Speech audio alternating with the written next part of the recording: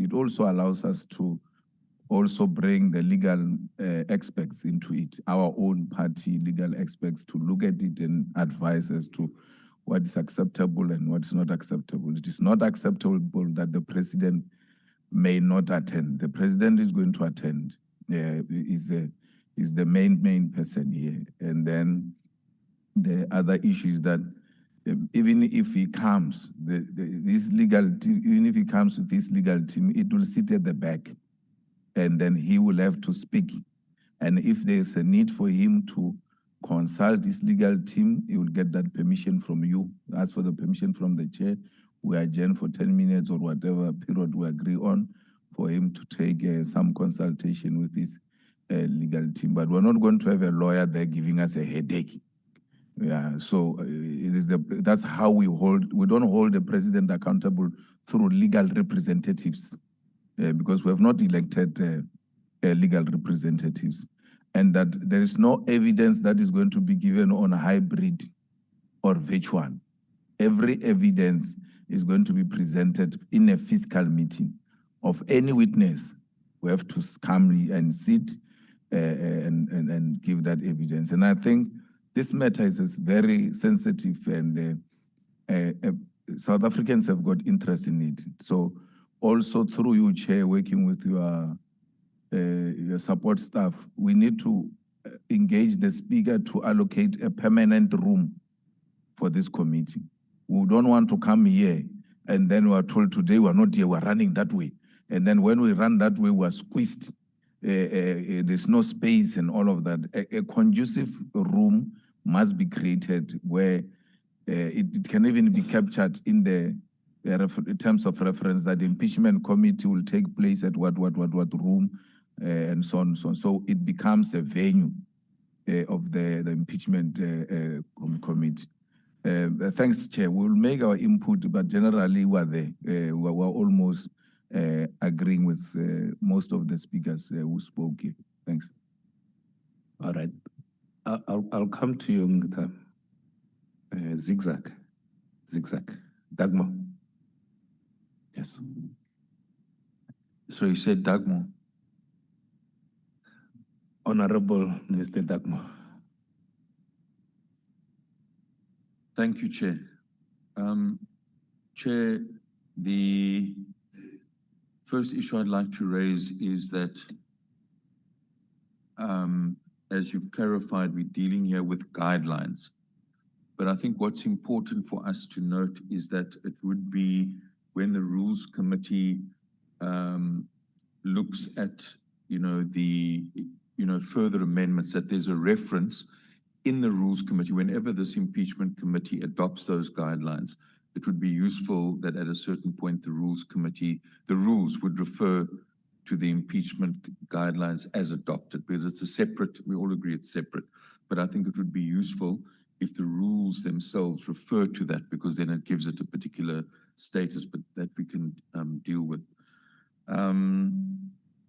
The issue of Section 59 of the Constitution, referring to public involvement in legislative and other processes. At the moment, the guidelines refer to that clause, but I do think, and other colleagues have raised that, is that it would be important for the impeachment committee guidelines to give effect to exactly what we mean by public involvement in other processes. I think we must just flesh that out.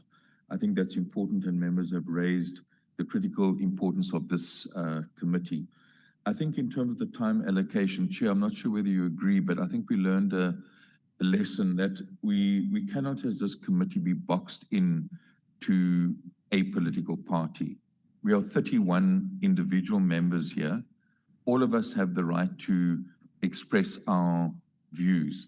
And I think we should avoid a situation where we, in terms of these guidelines, are not boxed into having to speak as a bloc. We are appointed here as individuals. Yes, we all come from political parties, but I just think we should be cautious from being led down an unnecessary path in future.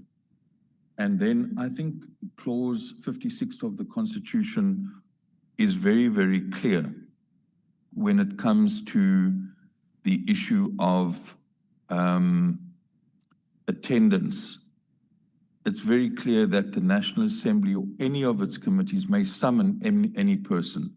I think that's the starting point, so that in terms of what concerns that people have raised around that issue, we should be guided by the Constitution in terms of our powers to summons who we need to appear. So I think let's give precedence to the Constitution in terms of that particular issue.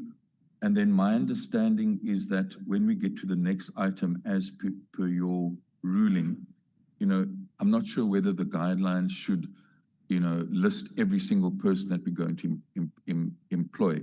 Clearly, chief evidence leader, assistants, there might well be other kind of experts. So I think when we get to that item, we must just discuss what we need to include in the guidelines and what we don't need to include.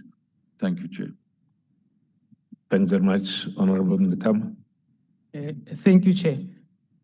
Chair, the first point is that follow up on Honorable Adams' question as to whether the drafters may be conflicted. So I think today we must get a response to that. Who are these drafters? So that matter of raising suspicion is resolved.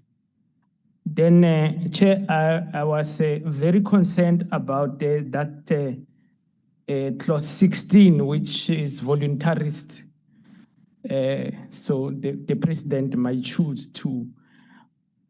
So now, I'm glad that we have remedied that by saying that we have this opportunity to make written submissions, which will certainly make and to remedy that serious defect. The president cannot have an option of whether to appear before this committee or not. This committee is set up precisely to try to deal with matters related to his conduct. How can he then choose not to appear before this committee? But we appreciate the opportunity to make the written submission. Thanks. Thanks. Honorable Mahlatsi. Thank you, Chairperson. Thank you, Chairperson. I'll touch on the issue of transparency, but I only have 2 points. I have been covered by my colleagues. On the issue of confidentiality, now, confidentiality rules are too open-ended, and they may permit overclassification on politically relevant material. Please look into that, because the draft does not express a presumption in favor of public disclosure with the narrow and justify exceptions. So please look into that. Thank you very much. Honorable Mutambi. Thank you, Chair. I think I want to support those that we say let's take this terms of reference to our various political parties so that we can have more time, this 10-day working day period that you are proposing. I think it can assist a great deal.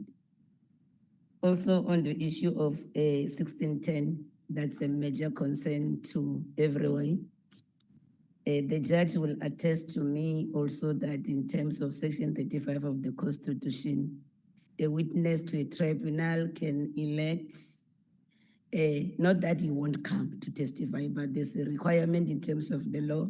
There's also case law to that effect in this South African laws to say then a person can elect not to testify. But I think this is the matter you must seek legal opinion on that, because it's there. I should think the drafter will have to talk to that. The reason why they put elect is solely on that basis. But it's a matter that is when we go through the rules, then we will be able to look at that. There's also case law to that effect. That's a matter that I wanted to, I think the drafter, when they did that, they were informed by that provision. Thank you for the opportunity. Thank you very much, Honorable Hlophe is the last speaker. You still want clarity, Honorable Zungul? All right, Honorable Hlophe, and then Honorable Zungula will ask his question, and then I'll respond to the only question in terms of the drafters. I thought I'd responded to it when I started the item, but I'll respond again. Right, thank you so much, Chair. For purposes of this discussion, I'm going to make three assumptions. Firstly, that the president has nothing to hide.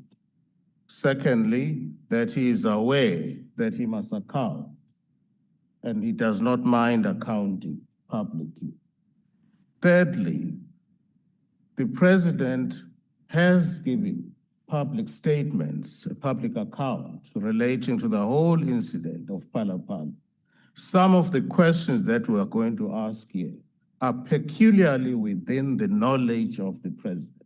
Nobody else can give answers thereto. And we're entitled as this committee to test the version that he has already given publicly against the evidence that he will give here. And the issues of credibility may come in. So in my view, he has no option but to come and testify and tell the nation what happened in Palapala.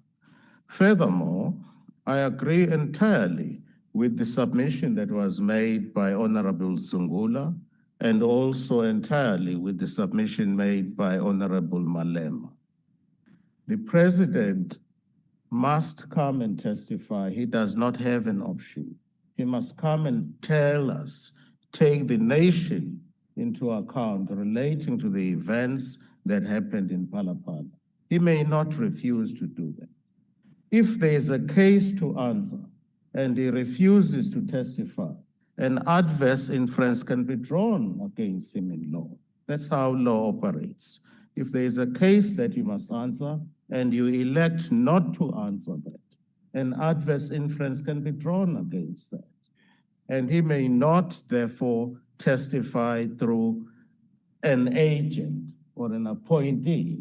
He himself must come and testify and will cross-examine on those aspects that we consider relevant. That is my submission. Thank you. All right.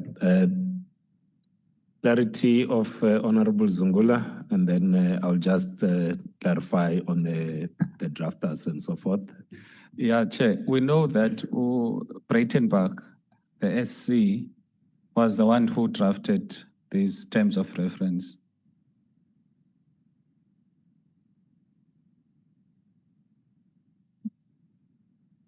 No, not this one. SC, I said SC. Yeah. And it is the same SC that went to court on the EFF and ATM case in Palapala, representing Parliament against our application that led to this process. So the clarity-seeking question is that, do you not view it as a conflict of interest in that regard by utilizing someone who was clearly against this process to be the one now that is giving life to the process by drafting the rules that will guide the process? All right, thanks very much. So when I started this item, I indicated that this framework or this guideline emanates from the Subcommittee on Rules and the Rules Committee. That process is led by the Speaker. So Advocate Breitenbach SC is a legal representative of the Speaker. So now the draft is with us. It's up to us to change whatever we want to change. If there's an aspect that we think this aspect is not correct and needs to be strengthened, it needs to be so. But this guideline is referred to us from the Rules Committee to say, as an impeachment committee, here is a guideline that you can use. If we feel as a committee that everything that's written is not applicable, then in your written submission, please indicate as such. But for me, I do not see a conflict because we are operating from a referral from a process that was led by the Speaker. The advocate is a representative of the Speaker in that respect. So we can accept the text. The text is in front of us. The time that we will give political parties you'll then reflect. If you disagree with 8.1.5, then it's your right. Now that document, it's a draft of the committee. You can then accept it or not accept it. Let's not try to litigate matters that shouldn't be here. If there was an issue, I think that issue did not arise in the subcommittee on rules. It did not arise in the rules committee, and we are working with a referral from the rules committee. I'll give Suen if there are a few aspects that you want to quickly clarify before we move to the next item, but there's an agreement in terms of the time to give political parties to give written comments. Suen? Thank you, Chairperson. I just think there were two issues of questions of clarity. I'm just trying to find out. That was with regard to 16.10. If the president elects to testify and there is a president's representative, the president may elect that their evidence is presented by the president's representative, in which event paragraph 16.5 applies. So basically that paragraph is saying that the president may be led by his legal representative, not that the representative may testify on his behalf. So similarly, as the evidence leader would lead witnesses, then the president may be led by his representative. And then the other question of clarity related to whether the section 89 test was in the draft terms of reference. And then if members look at paragraphs 20 onwards, it says committee deliberations and decisions, and then 20.1, 20.2, and 20.3 does reflect on how the committee must consider the test that must be met in terms of section 89. So it is there, but we will wait members' comments as to whether it needs to be strengthened or not. Thank you, Chair. Thanks very much, Suen. I want to then make a proposal that the members of the committee and political parties submit written comments to the committee secretary by Friday, the 10th of July, 2026. Is that proposal accepted by this committee? Friday, the 10th of July, 2026. Is there a mover? Yes, I move. Honorable and Honorable Mautwe seconds. Thank you. So that's agreed. So honorable members, written comments. We have heard what you had to say. Please put it in writing, and then we'll then consider the comments, and then we'll have the draft. That will get us closer to the final draft. We now move to the next item, which there was a lot of interest on the evidence leaders. Suen will also take us through that, just to say that the process, it's meant to be as transparent as possible, and all political parties are also going to participate in that process. Suen, please take us through the draft in the appointment of the evidence leaders.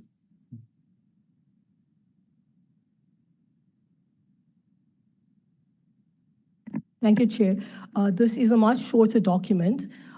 This document was also circulated by Thembi Nkosi. The title of it is Procedure to Procure the Services of an Evidence Leader and Assistant Evidence Leader to assist the Impeachment Committee with the Section 89 inquiry into the removal of the President of the Republic of South Africa, His Excellency, President Ramaphosa. So with regard to the introduction and the background, these merely just state the process that we are embarking on. I will just turn to the legal framework in paragraph 4. In terms of the Financial Management of Parliament and Provincial Legislatures Act, provides that the Secretary to Parliament is the accounting officer of Parliament and is responsible for the effective, efficient, and economical and transparent use of parliamentary resources. The STP, acting in accordance with the FMPPLA and supply chain management regulations, may appoint external legal practitioners to provide non-routine legal services. Any appointment of an evidence leader must comply with the prescribed procurement principles, including fairness, transparency, competitiveness, and cost-effectiveness of both Parliament, as well as the policies and processes of the Solicitor General. The terms and conditions of the appointment of evidence leaders or assistant evidence leaders must be approved by the Solicitor General and be agreed to in writing with the STP and the appointed legal practitioners. That's merely just the legal framework, because if we do appoint advocates, there's a process to brief them. We would need an attorney, which for Parliament is the state attorney. So we just need to comply with these external and also our internal procurement processes. And then with regard to the role of the committee, in paragraph 7, the committee may request the appointment of an evidence leader to ensure an independence, competence, and credibility of its proceedings. The committee must identify the need for an evidence leader and assistant evidence leaders and nominate and recommend suitable qualified legal practitioners. And Chairperson, with regard to the requirements for evidence leaders or assistant evidence leaders, these are the guidelines that are proposed. The committee may consider requesting that the STP appoint one or more evidence leaders, and if necessary, one or more assistant evidence leaders. In this regard, the committee must consider its need for assistance with due regard to the scope, complexity, volume of material to be considered, and the available financial resources. In paragraph 11, these are the proposed requirements for an evidence leader. The evidence leader must be a senior legal practitioner with at least 15 years of experience and a proven track record. B, have expertise in constitutional law, administrative law, parliamentary law, and procedure and the law of evidence. Have experience in conducting trials, hearings, leading evidence in inquiries, or any similar related experience. Be willing and available to perform the services on the days and times agreed by the committee. Have the capacity to work long hours under pressure. Be a person with an even temperament and the ability to work in the public eye, and not have any real or perceived conflict of interest in respect of the matter. With regard to the assistant evidence leader, it is the same requirements except A, here if the committee chooses an assistant evidence leader, which in many instances is called a junior counsel to assist a senior counsel. Here we suggest that this legal practitioner have between 5 or 10 years experience and a proven track record, and the rest are the same requirements as with the evidence leader. Going to the process of appointment in paragraph 13. The chairperson must call on political parties represented in the committee to nominate legal practitioners with the role of evidence leader or assistant evidence leader in line with the respective criteria set out in paragraphs 11 and 12. The chairperson may specify the time and manner in which political parties must make their nominations. The Parliament's committee section must obtain the necessary political and financial authorization from the Speaker and the SDP for the appointment of evidence leaders and assistant evidence leaders. The Constitutional Legal Service must verify that the nominated legal practitioners meet the relevant criteria set out in paragraph 11 and 12 respectively. The legal services must submit the names of the nominated legal practitioners who meet the qualification criteria to the Office of the Solicitor General.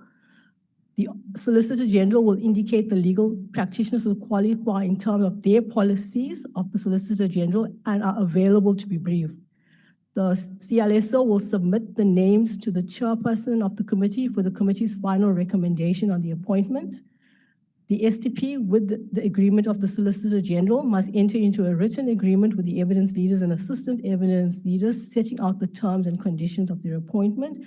And then the last sentence is the Solicitor General will be requested to brief the recommended legal practitioners. Just to correct that last sentence, you should say the Solicitor General will be requested to brief the recommended legal practitioners. Chairperson, that is the proposal on how the evidence leaders may be appointed. Thank you very much, honorable members. So that is the proposal in terms of the appointment of the evidence leaders.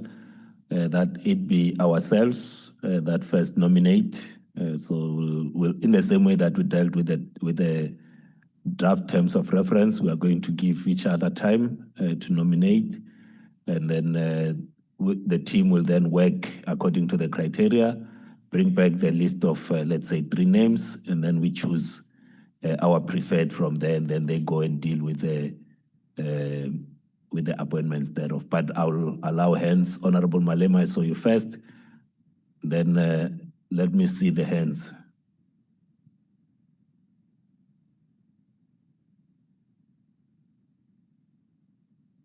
I can start.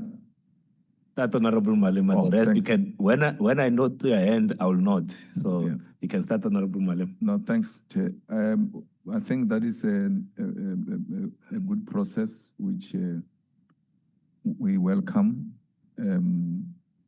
But I will suggest that we leave the appointment of assistant evidence leader to the evidence leader, because senior counsels ordinarily they've got their own preferred people to work with. That's what they call it, a legal team.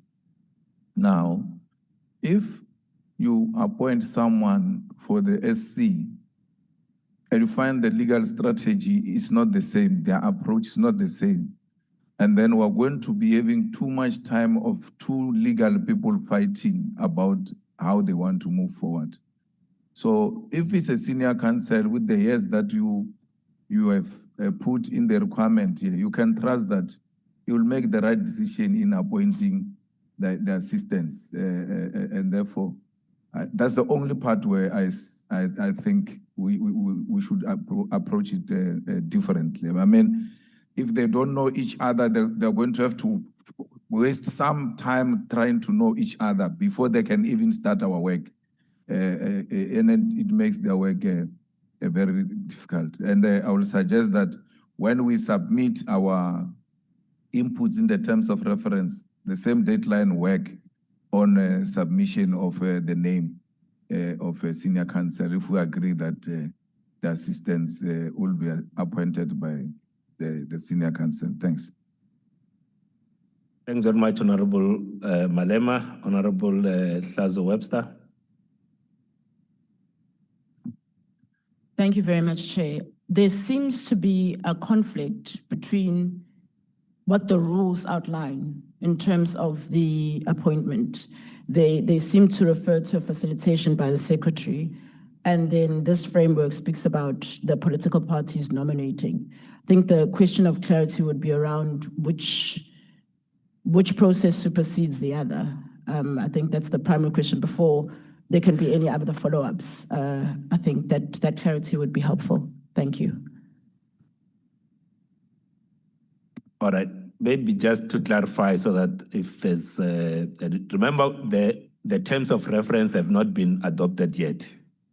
So in your input to the terms of reference, you might want to change that. So what we wanted to do was not to have the terms of reference first concluded before we appoint the evidence leader. So we are running the processes in parallel.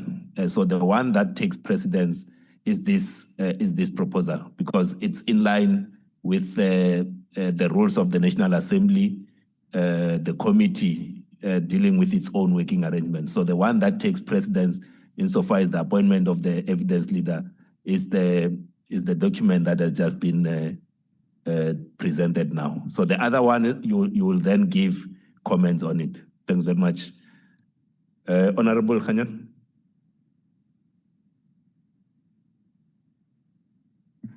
Chairperson, thank you so much, and greetings to the members. I thought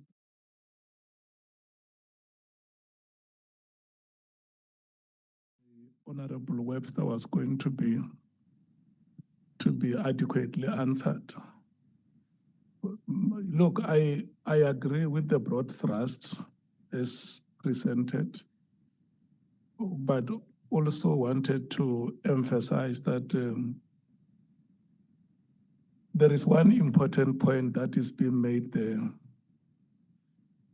and reference is made to the Financial Management of Parliament and Provincial Legislatures Act, that the Secretary to Parliament is the accounting head. So what that provision means is that in terms of the architect of South African administrative law, there is none of us here who can appoint. It's not something that must be hidden. We must live here, all of us, with that understanding that anything outside of that will be desecration of that provision. So, and that's why I feel it's important that the question must be clarified. And from my layman's understanding would mean that whoever has a nomination that they may want to make, they are allowed to make that nomination. For sure, there will be a process that will be outlined how members of the committee can make such nominations, and probably including members of the public who may want to nominate. And then following the mechanisms or processes that are outlined in law, the authorities that are empowered will make a consideration of the nominations. And maybe what we should be saying is, what happens in the event where members of the committee are not happy? What recourse do they have? There was a point or reference was made to one of the advocates here by Honorable Zungula to say an appointment or the contracting of such an advocate, doesn't it represent a conflict of interest? So I think there are important or fundamental considerations that have to be made. You need a lot of care and diligence when the appointment is to be made. And to reconcile that, I may want to say that let's comply with the law, but very importantly, those that will be making the appointments, make sure that they act in the best interests of the committee. Thank you so much. Thanks very much, Honorable Mahlatsi. Thank you, Chairperson. Yeah, let me first agree with Honorable Malema by proposing that the evidence leader must be granted an opportunity to appoint the assistants. That is beyond an acquaintances, but is to protect the chain of evidence in terms of operational methodology. Now, on point 11, on the requirements of evidence leader, there is where it says on F, not have any real or perceived conflict of interest in respect of the matter. However, the document does not clearly define or disclose the disclosure framework. And then there is no independent vetting methodology that is clearly specified. I'm saying this because Section 209 gives provision for establishment of 3 intelligence bodies. The crime intelligence under South African Police Service, the defense intelligence under the South African Defense Force, and then the State Security Agency.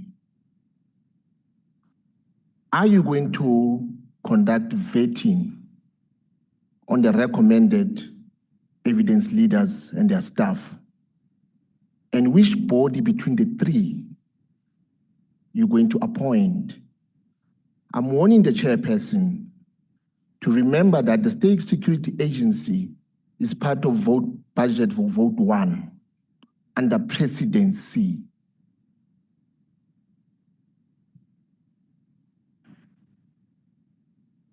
And then there's also issue of the operational gaps that I've identified in terms of no timeline, the framework in terms of evidence collection. How long are we going to wait for the evidence leader to complete his work? Just to tap on the earlier, You introduced interns. You introduced very big stuff. I propose that they must be vetted. But while thinking about it, also think about which body is going to vet them to avoid the conflict of interest. Chairperson, I submit. Thanks very much, Honorable Daniels. Thank you, Chairperson.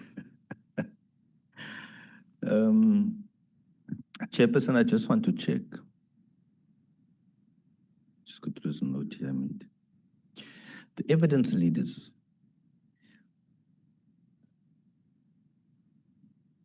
Will the evidence leaders, will the mandate of them be limited to leading evidence?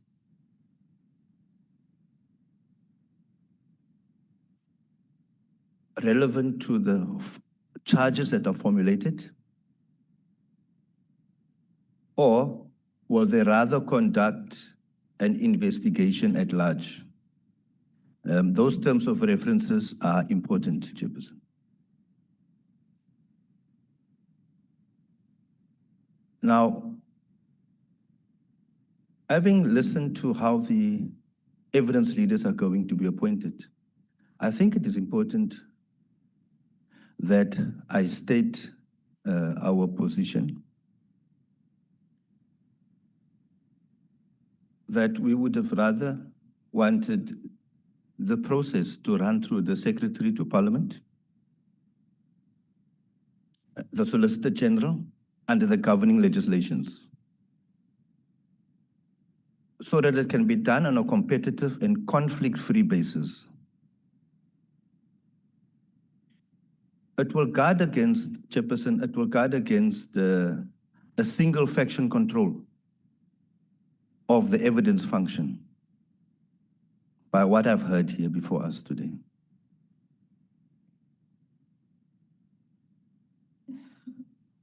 The rules that speaks to the evidence leaders must guard against them being turned into investigators, commissioned to gather new material beyond the referred matter. Let's not forget that the matter has been referred by the highest court. So we must be sensitive to how the evidence leaders, the modalities of the procedures. Because we cannot at large to investigate beyond what was referred to us. That is my point, Chairperson.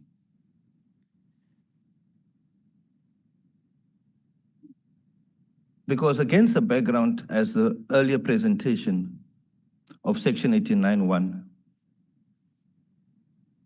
it's not to open fresh, self-directed investigations of its own design. We are limited to what has been referred to us by the highest court.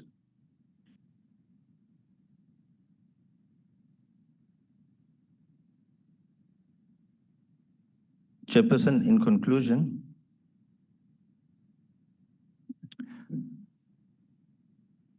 I want clarity on whether the processes for the appointment of the evidence leaders, if it is that it can be considered through the aforementioned by me, that process, as opposed to leaving it open to us as members of this committee and individual parties to make proposals. Thank you, Chairperson. Thanks very much, Honorable Sope. Chairperson, I beg to differ with Honorable Daniels. The attitude of the Speaker is very clear. We may not refer this back to the Speaker's office. We should do our own appointment here, as already stated. But I want to remind us, I want to remind this House about the committees that are sitting currently here. One is the Madlanga Commission, Before Madlanga Commission, we have Advocate Matthew Charles Carlson. And the other committee that sat recently was the ad hoc committee here in Parliament, and the evidence leader was Norman Arendse. If you look at the two and compare the two, their roles were totally different, or they perceived their roles in a totally different way. Advocate Charles Carlson is more robust, he's aggressive, he's objective at the same time. But Arendse was more laid back, more passive in the ad hoc committee. The direct question that I want to ask is this. We have to agree on what we are looking for. Are we looking for another Norman Arendse, or are we looking for a Matthew Chaskowski? Thank you.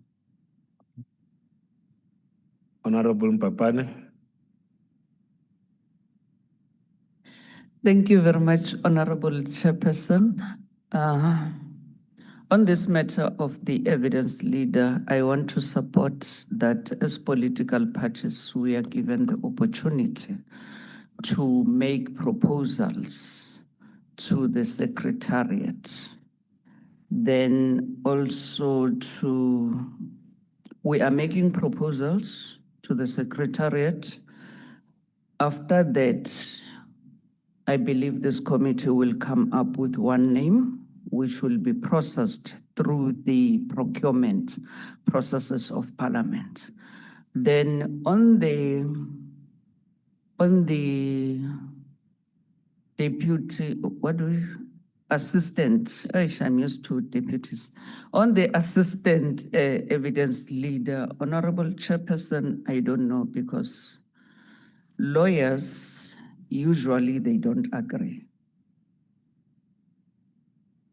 You can attest to that. Sometimes they don't agree. So choosing an assistant for the evidence leader, I would support that maybe it will be appropriate for the evidence leader to get someone who will be able to work with him so that the work of this committee is not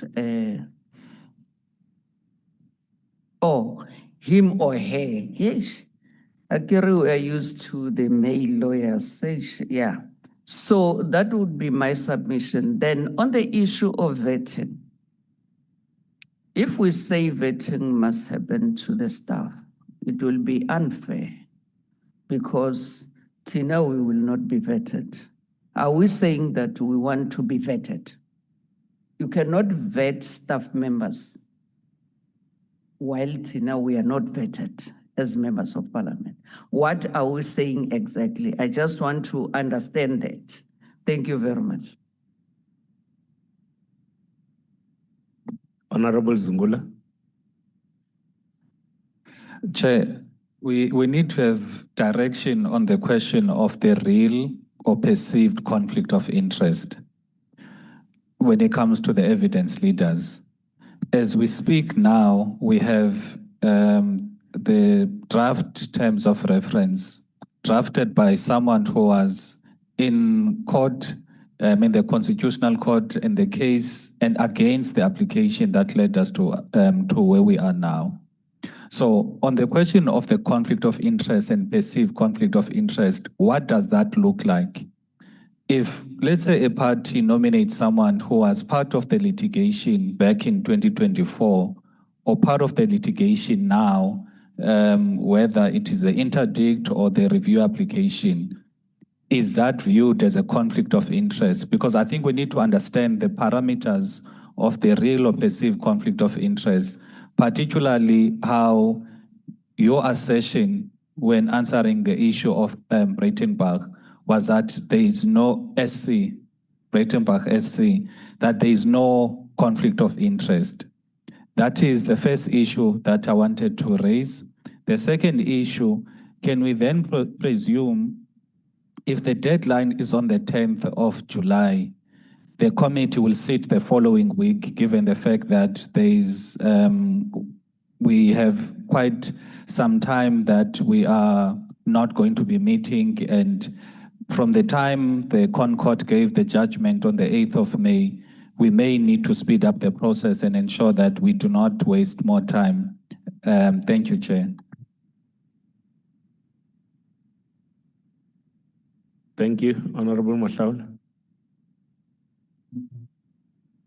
Thank you very much, Chairperson. I think the line to allow political parties to submit the names of evidence leader will be the correct one, because at the time you submit to the National Assembly, they will deal with payment. We are not going to be involved. So it doesn't take away the fact that we are not involved in paying and involved in money. So it is a correct approach. I just want to add, and it's not compulsory, that in the time period you would have given us, political parties meet to lobby each other, even those who do not agree, to narrow down the names when we come here, so that we don't have 31 names. We have a reasonable number of names that we're going to ventilate on and agree, so that we make our work easy. There's just one point that I am concerned about, and maybe members will give direction on how we can deal with it. Honorable Ngobeni, and I think I was told that the EFF raised it, I was not here, that now that the first item of the agenda, we have given it some time so that we submit.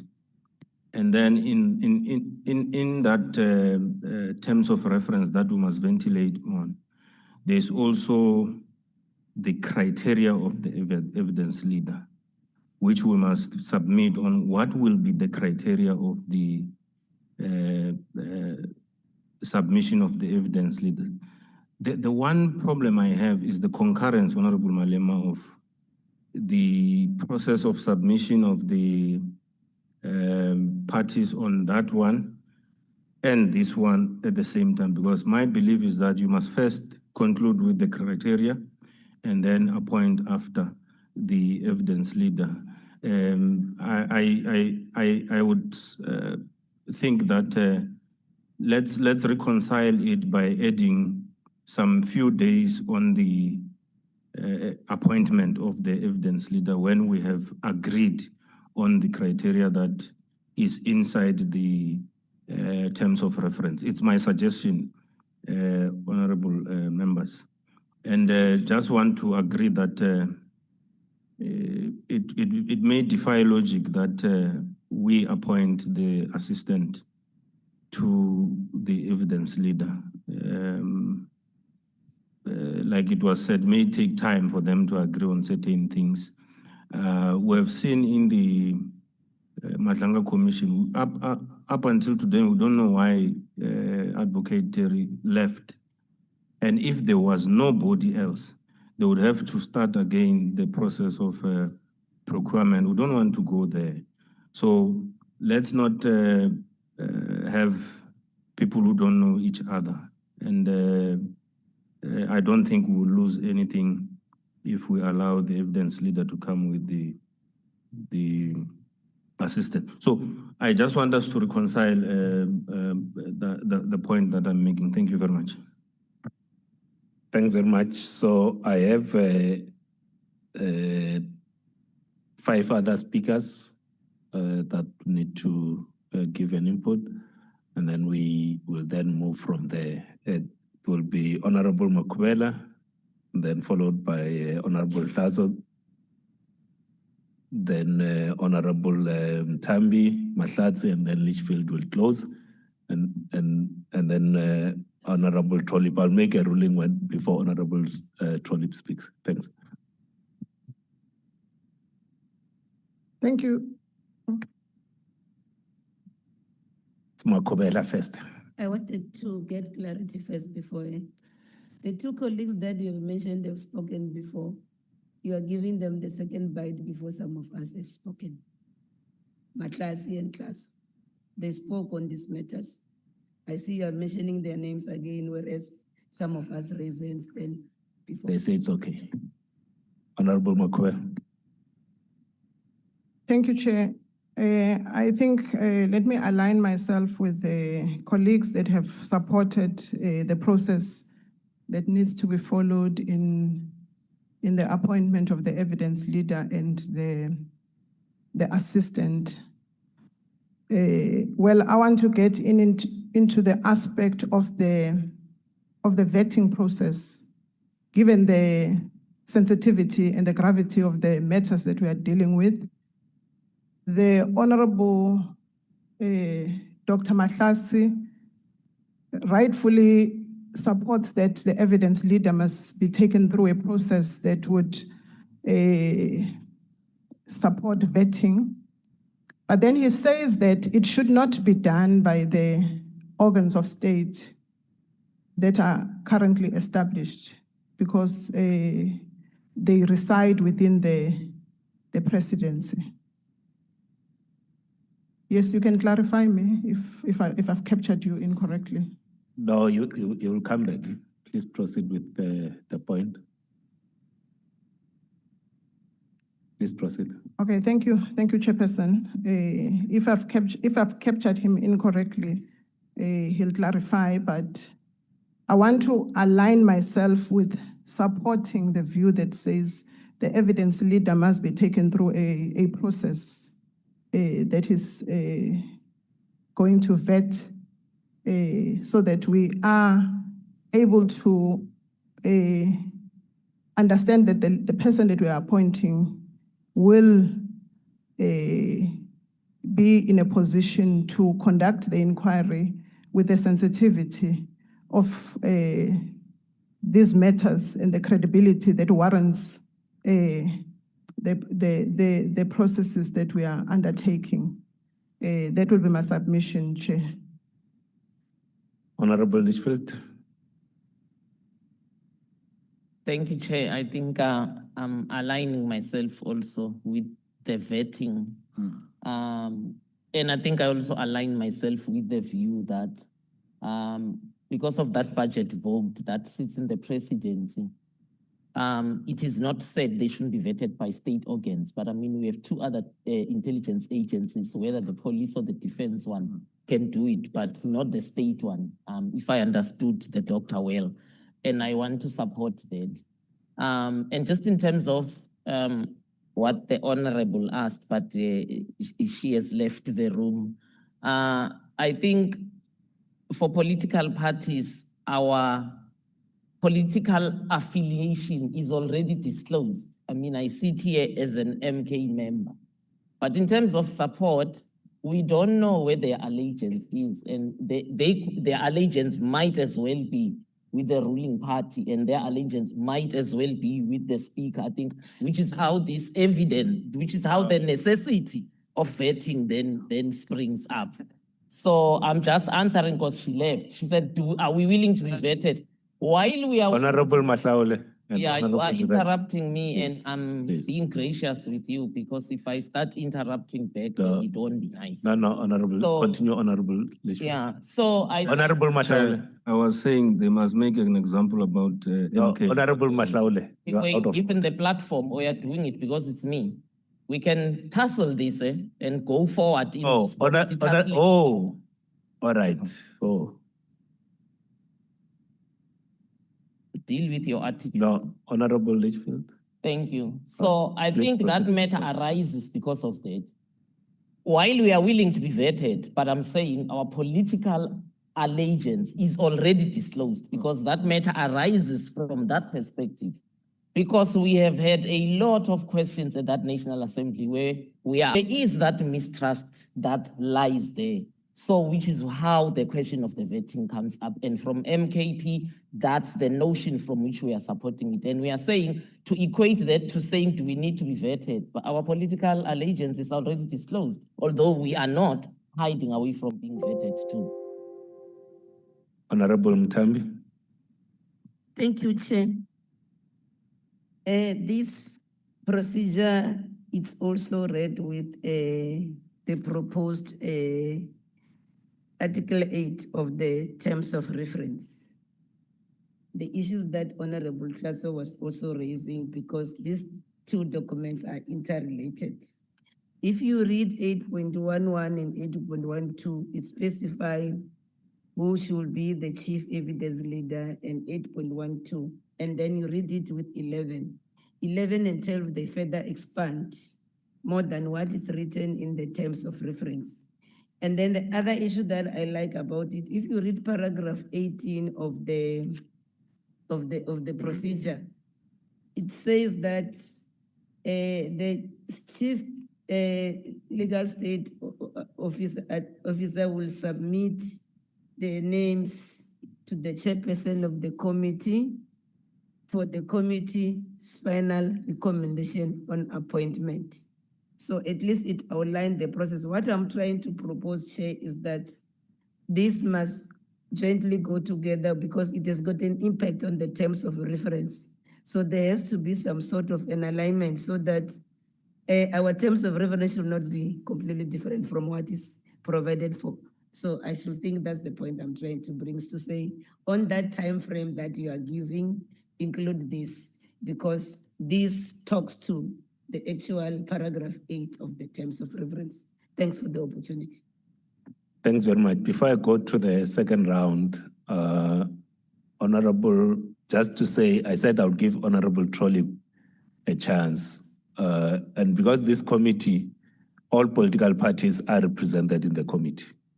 So except for the Good and PAC, we're going to use, in terms of Rule 156, the participation of alternates in the committee, so that there was an issue of time and so forth. For this meeting, I'll accept Honorable Trollip to give his input, but going forward, when the main member is in the committee,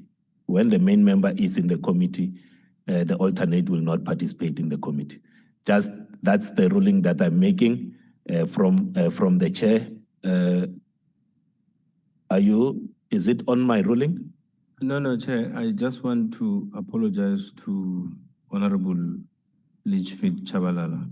It was meant to be a joke, and it may have landed otherwise. My apologies. Thanks. All right. Apology noted. I'll note. Is that a point of order? Just a quick one, Chair. So are you proposing that for this occasion, Honorable Trollip speaks, but in future, that's the guidance? Yeah, I don't have a problem if it's just for now. Yeah. Yeah. So I'm saying I'll allow Honorable Trollip to contribute because the main member is in the room. But going forward, when the main member is in the room, the alternate will not participate as per Rule 156 of the Rules of the National Assembly. Honorable Trollip. Thank you, Chair. Thanks for the concession. I appreciate it. I won't delay you. I just want to, for purposes of the record, place on record that we will not support any inclination to have the appointment of an evidence leader done by anybody other than this body. We are an independent panel, and our independence has been shown in this matter where we submitted differences regarding the interdict. And we cannot support any proposal to outsource that responsibility, and I just want to place that on the record, and thanks again for the concession. Thanks very much. I see second hands. So just to say that the proposal on both sides, so that we don't belabor this point, and I'll put it to the decision of the committee, because we can move around in circles, that the committee is going to recommend the evidence leader. The supply chain processes, the contracting is done by Parliament, but the committee, as per the proposal, if you read the 8, it says the committee recommends. So we give the name, and then the Parliament staff, State Attorney, Solicitor General deal with their processes there. But the name is given by this committee. So that's what the proposal in front of you says. Honorable Mane. No, thank you, Chair. I think your summary speaks to one point I wanted to speak to, but I had 2 points to add so that when you also summarize, you can come back to that point.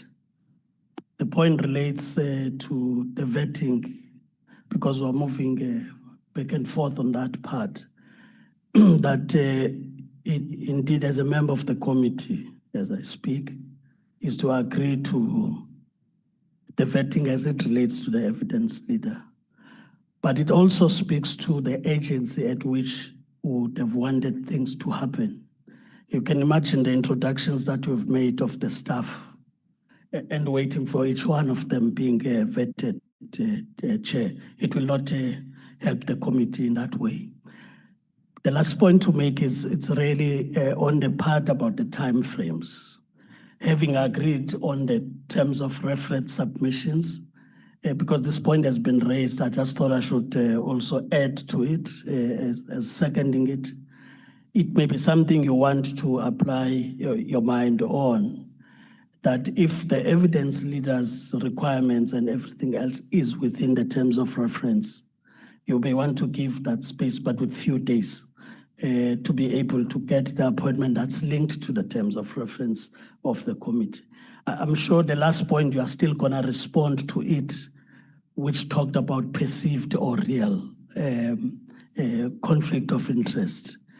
I'm raising this also because if we see it in that way, the parties involved here may also be seen to have been in a particular legal action, right? So I'm saying it may not be also a matter that gets resolved now, but as part of clarifying the terms of reference, at least this matter be quite clear so that we don't come back to discuss it. Thanks, Chair. Thanks. Honorable Hlazo, then Honorable Mahlatsi, Honorable Mahlaule, Honorable Malema. 1 minute, because you are coming for the second time. I'm okay now, Chair. I'm covered. Thank you. All right. Honorable Mahlatsi, 1 minute. Thank you, Chairperson. I just want to clarify the matter of the three bodies to Honorable Member. I said we have the State Security Agency, which falls under Vote 1, Presidency, and we must avoid that one. We still have the South African Police Service Crime Intelligence, and we still have the Defense Intelligence under SNTF. We choose between the two. Personally, I propose the Defense Intelligence because your general, I'm not finished. And the issue of vetting staff, you were supposed to clearly define the duties of the key performance areas of the staff so that we know that they'll have access to sensitive information. Because the MIS documents state clearly in Chapter 4 that once that information is protected, it will be known as classified information. We have young kids who come from Stellenbosch who are going to be part of this process, who are not members. And to answer that question, it will find it in Section 2, Subsection 1A and B on the National Intelligence Strategic Act. Chairperson, I submit. Thank you. Honorable Malema, 1 minute. Chair, I can tell you now, you are not going to get any senior counsel who's going to agree to be vetted. You're not going to get it. The reason they are called senior counsel is because they are beyond reproach. They are officers of the court. If you want to vet a senior counsel, it's the same as wanting to vet a judge. And they are not asking for a job. You go to them or come here, come and lead our evidence, but we're going to vet you. Who will want to subject himself to such a thing? So you are not going to, the senior counsel, the evidence leader comes, he takes an oath here, and he knows once he has taken an oath, amongst other things, it will be that you are not conflicted and so on and so forth. And then he commits to that. If he engages in anything, if he lies that is not conflicted and it comes out down the way, the professional body will deal with that. You will be dealt with professional bodies that regulate them. But to get a senior counsel that agrees to be vetted, I can guarantee you it's not going to happen. So that's number one. Number two, which is the last one. No, the last one. If we are going to extend the names with more, I agree, and I agree with the spirit, but my problem is that we don't have time. So we'll rather say that the way we've synchronized the items now, that the terms of reference we finalize with them, and if we want, take a little bit of break and then come to the names. Because you can't postpone it with 5 days again. Because once we agree on the thing, we know that we're going to appoint the evidence leaders that must start the work. Thank you. So we can't have meetings, but also, Chair, we're going to start struggling with a quorum if we keep this thing postponed, because we're going into the elections. So the sooner we deal with what we have to deal with and leave the rest to the evidence leaders to do, and then call us back, the better. So I will not agree that we postpone for too long. Thank you, Chairperson. I still think we need to reconcile the two. I don't know how we're going to do it. I think it's important. But I have one technical question that I want to ask around vetting. So here is a senior counsel. Let's assume the one agrees. We vet. You know, there's this thing in South Africa where they say your appointment is pending the vetting results. Are we going to wait for the results, or what will happen? That's my question around vetting, because we must know what is going to happen now. All right. But you're not as patient as you were. No, I said 1 minute. Yeah, but you did different to Honorable Malema. Chair, it's now going to be us who are saying you are not impartial. If you do the wrap up, Honorable Malema. Thank you. Honorable Dagmo is the final one, then we are going to take a decision as a committee. Very much, Chair. Chair, we have a document in front of us which outlines the procedure, and I think it's correct that the committee, because we want to work together, we want this to be credible, that ultimately we will have the choice. But I want to just clarify with you that, for instance, in terms of 18, the CLSO will submit the above names to the chairperson of the committee for final recommendation. So all those other procedures still have to be followed. Can I just get clarity, because we're commenting on a document in front of us.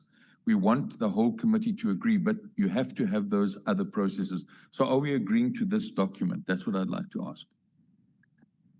All right. Thanks very much, and thanks for the input.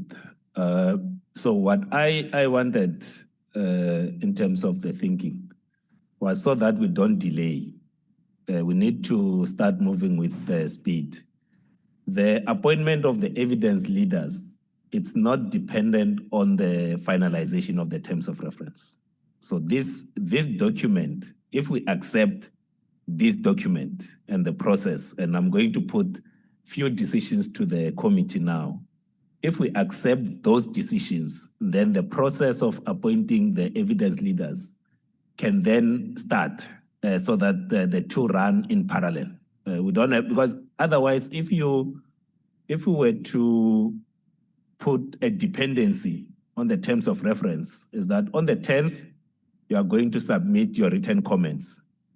The team will have to go back, synthesize the comments, do the draft. We have a meeting, adopt the draft, and then go into the process of appointment. So we are running this, want to run this together. So I'm going to ask the committee to make some decisions now, insofar as the evidence leaders are concerned, so that we are able to take. I know that you want a response to the question on the conflict of interest. And to have a response in terms of the conflict of interest and what should be considered in that regard.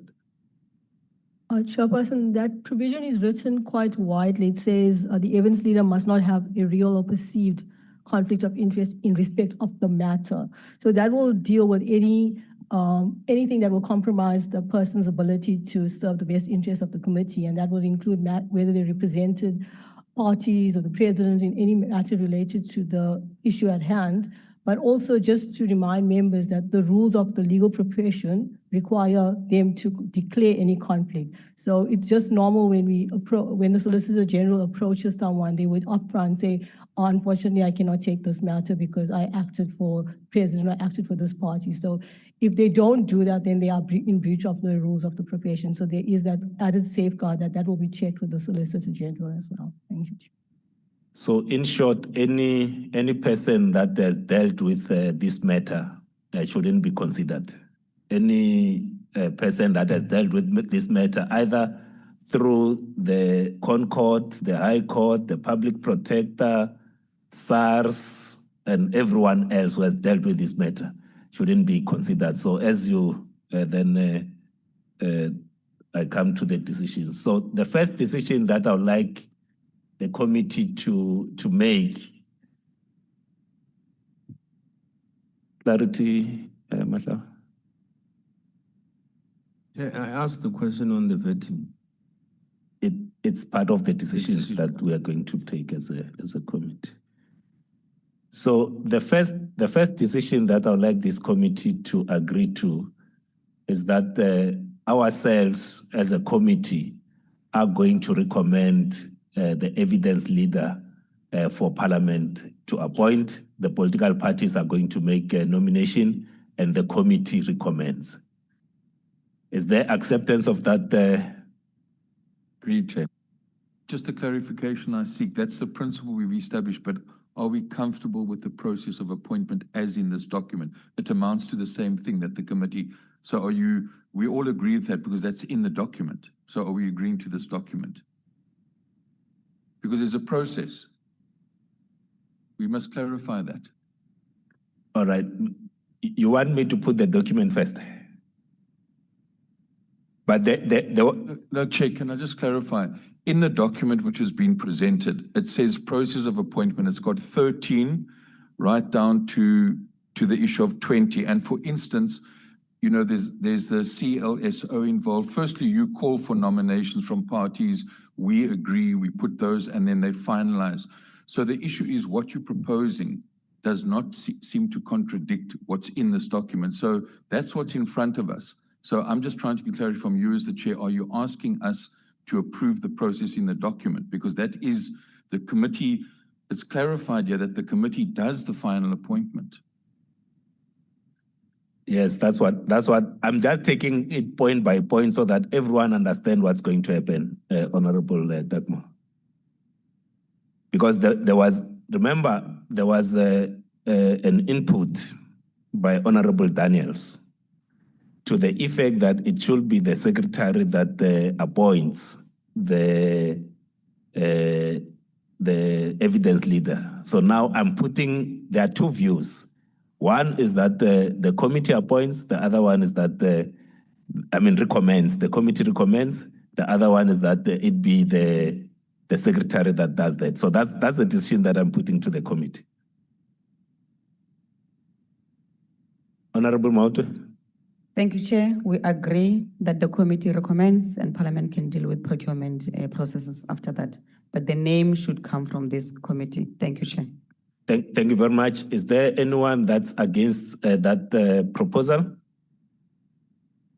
Honorable Daniels? Chairperson, it is quite evident that by the submissions made that the majority is in favor of going the route that was recommended. So there's no point in opposing it or going against it. I'll accept. Thank you. All right, thank you very much. So the original document had proposed that the committee also appoints assistant evidence leaders. The input that was given by this meeting was that be left to the evidence leaders to appoint the assistant evidence leaders. Is that agreed by the committee? Is there anyone that disagrees? No, there's no one. All right, thank you very much. There was a submission there was a submission that which was not part of the document, that the evidence leaders needs to be vetted, ne? And there were conflicting views, and the views that were expressed was that it can lead to time delays, and that we might not get, senior councils to agree to do this work. So I'm putting it because it's a proposal that was made. Is there anyone who supports the vetting of the evidence leaders? All right, it's Honorable Litchfield, Honorable Mashatsi, Honorable Adams. All right, there are 3 members who support. Members that don't support the vetting of the evidence leaders. The vetting of the evidence leaders is thus not supported. So those are the decisions insofar as the evidence leaders concerned. So there was the other issue that was tabled in the discussion, but also I referred to it in terms of the appointment of other investigators that will include forensic investigators, forex, data analysts, and other investigators that the evidence might be needed. Is there principled agreement in terms of the committee being assisted by other investigators, including but not limited to forensic, forex, and other investigators that will help the committee Chair, get to the bottom of the matter? just a minor correction. The letter says forensic investigator and exchange control expert. Not forex. Not forex. Exchange control. Expert, yes, Chair, thank you. Including that, but not limited. Exchange control, forensic, data. I think I had a request for data. Can we agree in principle, but that the process will happen after the evidence leader is appointed? Can we agree in principle? So it's agreed to in principle. Thank you very much, honorable members. I just wanted to confirm something, that the proposal as presented is adopted with the amendments. Thank you. Yes, thank you very much. I'm coming to the honorable Mashao. Forgive me, Chair. How did you end reconciling what I had raised of finishing the... Okay, I may have missed it. My apology. I did deal with it. If you addressed it, it's okay. All right, thanks. Can we agree on the deadline to submit the nominees as the 10th of July, 2026? Can we agree to that? Political parties submit your nominees, and then there will be that process that will happen in the background. A shortlist will be presented based on availability and people willing to take the case and all the criteria that's there, and then the committee will make the final recommendation. Can it be minuted the 10th of July, 2026? Thank you. All right, thank you very much. We're now moving to the last item, which is the adoption of minutes. The minutes, if you can, Committee Secretary, if you can take us through the minutes of the 1st of June just quickly, and the minutes of, and then we'll move and adopt, and then move to the minutes of the 18th. Thank you. Thank you, Chairperson. Thank you, honorable members. Once again, Chairperson, the minutes of the 1st of June that had one agenda item, which was the election of the chairperson. Melissa will be flighting them. It starts with the first page that talks to the attendance of members, and that also the second page. And then from there, Chair, is just to indicate the secretary opened the meeting and facilitated the appointment process. And Chairperson, there was a briefing that was made by Mr. Klaso. a very short briefing in relation to the participation of Dr. Hlophe. And then Chairperson, we ran the process of electing the chairperson, which led to you being elected the chairperson of the committee. And Chair, that would be the minutes of the 1st of June. Thank you very much. Can I have a move of the minutes? Honorable Khadebe moves, seconder. Honorable Breitenbach. Chairperson, thank you very much. We would now table the minutes of the 18th. The minutes of the 18th of June, the meeting that was called last week, to receive a briefing by the Constitutional and Legal Services Office on the President's Court interdict application. We had great attendance from the members, which is covered in the first 2 pages of the minutes, and then Chairperson from page 3, they're welcoming the apologies, the briefing that was done.